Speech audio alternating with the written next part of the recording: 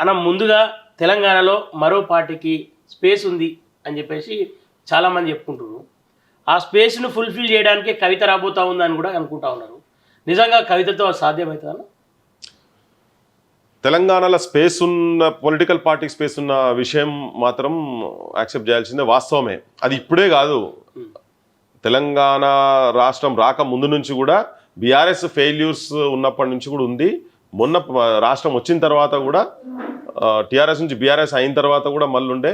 కాంగ్రెస్ అయితే ఏ ఎలక్షన్స్కి ఎక్కడ పోయినా కానీ నీకు 4th ప్లేస్ 5th ప్లేస్ వచ్చే కాడికి పోయింది. చిన్నారెడ్డి ఇక్కడ మహబూబ్నగర్లో ఎమ్మెల్సీ నిలబడితే కూడా ఆయన ఎక్కడికో 4వ 5వ స్థానానికి పోయే కాడికి వచ్చిండే.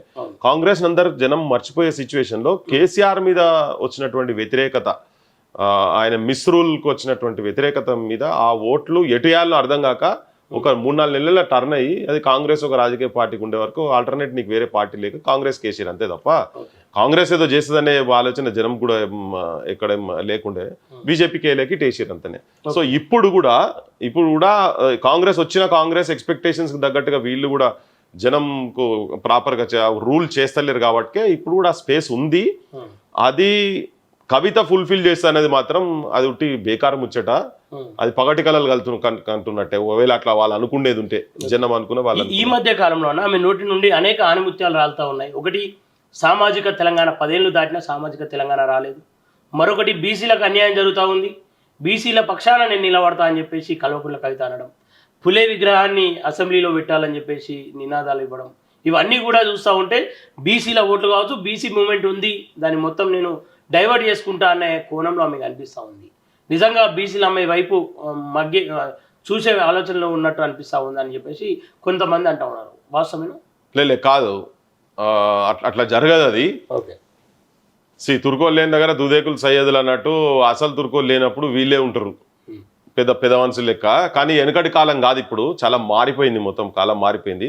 ఇలా ఉట్టిగా వాళ్ళు పూలేల విగ్రహాలు, అంబేద్కర్ విగ్రహాలు పెట్టుకొని తిరిగి ఆ ఫోటోలను అమ్ముకునే ప్రయత్నం వీళ్ళు ఇటువంటి నాయకులు చేస్తూ ఉన్నారు. వీళ్ళు ఆమె నిజంగా కూడా సామాజిక కోణం కనుక మాట్లాడితే ఒకవేళ ఆలోచన చేస్తే తన 2001లో పార్టీ టీఆర్ఎస్ పార్టీ ఉన్నప్పుడు లేదు ఆమె. 4-5 ఏళ్ళ తర్వాత తను వచ్చింది, దాని తర్వాత యాక్టివైజ్ అయింది.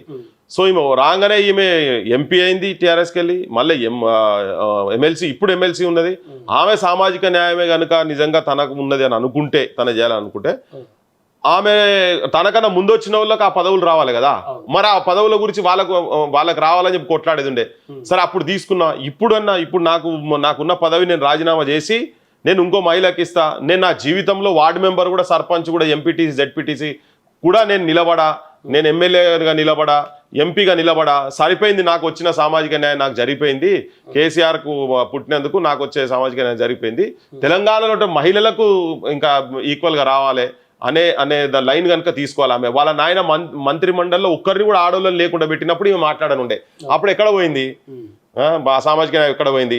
33-34% ఉన్నటువంటి బీసీ రిజర్వేషన్ను వాళ్ళ నాయన ముఖ్యమంత్రి కాగానే, కేసీఆర్ ముఖ్యమంత్రి కానీ 18% తగ్గించినప్పుడు అప్పుడు ఈమెకు ఉన్నటువంటి బీసీల మీద, సామాజిక న్యాయం మీద ఇప్పుడేదో ఉప్పొంగి ప్రేమ ఏదైతే వస్తున్నదో, ఈ ఫోటోలు పాటి తిరుగుతురుగా ఈ రాజకీయాలు, అప్పుడెందుకు రాలే? అప్పుడు నాయనని ఎందుకు ప్రశ్నించలే? వాళ్ళ నాయన నువ్వు దళిత ముఖ్యమంత్రి అని చెప్పినావు, ఇప్పటిదాకా వాళ్ళు కాలేదు కాబట్టి దళిత ముఖ్యమంత్రి, సామాజిక న్యాయ కోణంలోనే దళిత ముఖ్యమంత్రి అయ్యా నువ్వు అన్నావు కదా. అయ్యా నువ్వు ఎందుకు మోసం చేసినావు అని మీ నాయనని ఎందుకు క్వశ్చన్ చేయలే ఆ రోజు? సో ఇవన్నీ ప్రశ్నలు రేపు పొద్దుగాల లేవబోతున్నాయి. ఇవాళ దేశం మొత్తంలో ఒక బీసీల వాతావరణం, మెజారిటీ ఉన్నటువంటి కమ్యూనిటీస్కు భారతదేశంలో ఉన్నటువంటి వాళ్ళకు ఈ ఆర్థిక సంపద కావచ్చు, రాజకీయ పరమైన ఈక్వాలిటీ కావచ్చు, విద్యాపరంగా కావచ్చు, వాళ్ళకు రావాల్సిన హక్కులు, వాళ్ళ వాటా వాళ్ళకు వస్తలేదు. ఇలా దాదాపు 28 కోట్ల మంది వలసలు పోతున్నారు మొత్తం భారతదేశంలో. మొత్తం మనం చూసినాం, కోవిడ్ అప్పుడు చూసినాం. సో ఈ వలసలు మొత్తం ఎవరయ్యా అంటే బీసీలు, కుల వృత్తుల మీద ఆధారపడినటువంటి వాళ్ళు.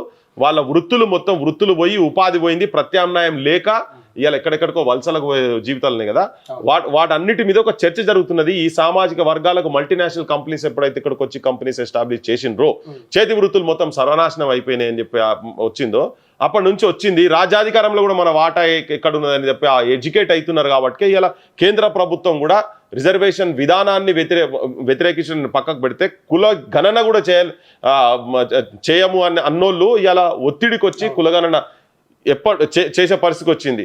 ఈవెన్ కాంగ్రెస్ పార్టీ కూడా ఎప్పటి నుంచో చెప్తున్నది కానీ చేస్తలేదు. అది అధికారం లేనప్పుడు రిజర్వేషన్స్ గురించి మాట్లాడుతుండే, కులగణన గురించి మాట్లాడుతుండే.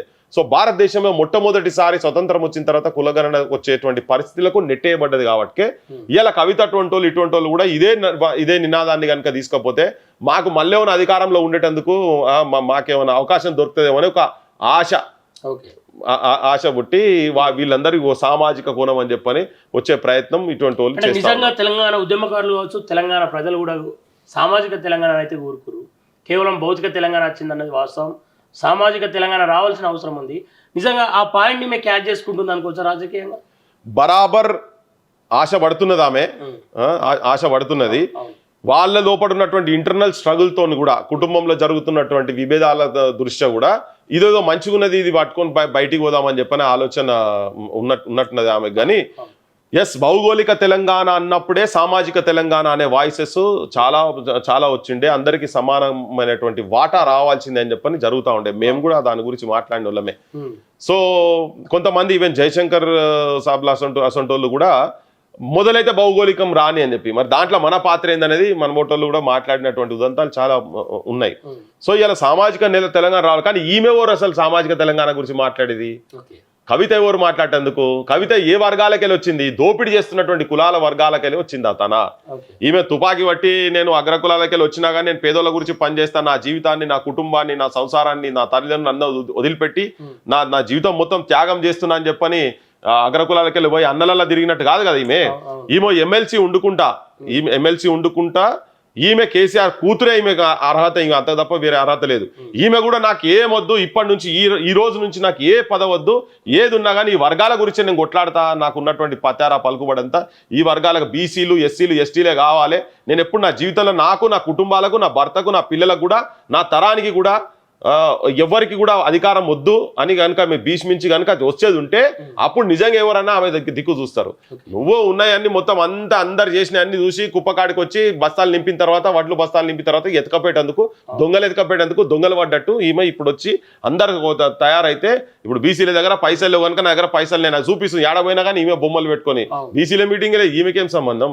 ఈమెకు అంతగానం ప్రేమ ఉండదు. మధుసూదనాచార్య బొచ్చడు మంది వాళ్ళ పార్టీలో శ్రీనివాస్ గౌడ్ని పెట్టి మొత్తం నీ అన్ని పెట్టి ముంగడ పెట్టి ఆయనే మా నాయకుడు అని చెప్పి తిరుగుర్రి. మీ దాంట్లో ఉన్న కదా, మీకే లాయల్గా ఉన్నారు కదా వాళ్ళంతా.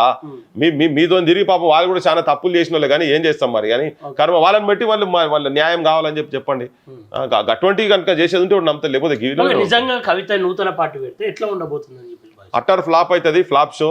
ఈమె మరో షర్మిల లెక్కనే అవుతుంది. ఆమె కూడా పైసల అహంకారంతో చెప్పని ఆమె ఎట్లయితే వచ్చిందో అప్పుడు వీళ్ళకు ఉన్నది ఏంటిది అసలు? వీళ్ళ బేస్ ఏంటిది? కేసీఆర్ కూతురు కాకపోతే ఈమె ఎవరు అడగాలి? మీరు అడిగేది ఎవరు అడుగుతారు? సో ఇప్పుడు ఏంటంటే ఆ ఉన్నది కాబట్టి, పైసలు వచ్చినాయి కాబట్టి దురాశ, దుర్బుద్ధి, ఇలా వాతావరణం ఉన్న తెలంగాణలో దాన్ని బయటికి తీసుకొచ్చి నేనేదో దాంతో లబ్ధి పొందాం, నేను రేపు పొద్దుగాల నేనే ముఖ్యమంత్రిని అవుతా అని చెప్పనే దాంట్లో వచ్చేదందుకు ఆమె చేసేటువంటి ప్రయత్నం. రమ్మని చెప్పి ఆమె విమలక్క కన్నా ఎక్కువనైతే ఆమె తిరిగింది కాదు కదా, విమలక్క కన్నా త్యాగదనులు కాదు కదా, ఆమె జీవితం వదిలిపెట్టి తిరుగుతుంది కదా. రమ్మని విమలక్క నువ్వే మాకు నాయకురాలు, నీ ఎంబడి మేము తిరుగుతామని చెప్పని, నువ్వు ఓటు రాజకీయంకి రా అని చెప్పని వచ్చి ఆమె తన దగ్గరకు వచ్చి, అక్క దగ్గరకు వచ్చి అడుగుమని చెప్పి. అట్లా చాలా మంది ఉన్నారు, ఇంకా మహిళలు చాలా మంది ఉన్నారు, సమాజం గురించి తిరిగేటోళ్ళు చాలా మంది ఉన్నారు. వాళ్ళందరి దగ్గర పోయి కూర్చొని మీ నాయకత్వం నేను పనిచేస్తే నాకు ఏం పని ఏమొద్దు, ఇప్పటిదాకా నేను మస్తుగా కూర్చున్న, పార్లమెంట్ దాకా పంపించిన మా అయ్య నేనేం పని చేయకున్నా కేసీఆర్ బిడ్డనైనందుకు ఆడదాకా పంపించింది కాబట్టి మీ అసంటోళ్ళ నాయకత్వంలో పనిచేస్తా అని చెప్పి రమ్మని చెప్పి అంత ధైర్యం ఉంది ఆమెకు. ఓకేనా? విదేశాల్లో ఉన్నత విద్యను చదువుకోవాలని అనుకుంటున్నారా? అయితే వెంటనే ఫ్లైగ్రాడ్ ఓవర్సీస్ ఎడ్యుకేషన్ కన్సల్టెన్సీని సంప్రదించండి. మీ విదేశీ కలలను సాకారం చేసుకోండి. ఫ్లైగ్రాడ్